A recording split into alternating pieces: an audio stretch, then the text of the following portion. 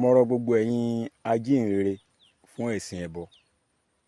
Ẹ dákun ẹ gbé iṣẹ́ ìhìnrere yín, ẹ gbé lọ sílẹ̀ Haúsá àbí ilẹ̀ Ìgbò. Gẹ́gẹ́ bí Mùsùlùmí náà ṣe máa gbé iṣẹ́ ìhìnrere rẹ̀ lọ sí káàkiri àgbáńlá ayé àti bí Kìrìsìtẹ́nì náà ṣe máa ṣe. Ẹ̀yin náà ẹ gbé iṣẹ́ ìhìnrere yín, ẹ gbé lọ sílẹ̀ Haúsá. Kódà tẹ́ ẹ bá délé Haúsá, ẹ gbìyànjú àti sọ̀rọ̀ kọ̀bákùngbé tẹ́ ẹ sọ sí Ànábì wa Muhammad sallallahu alaihi wasallam nílẹ̀ Yorùbá bí tẹ́ ẹ bá délé Haúsá kẹ́ ẹ sọ sí.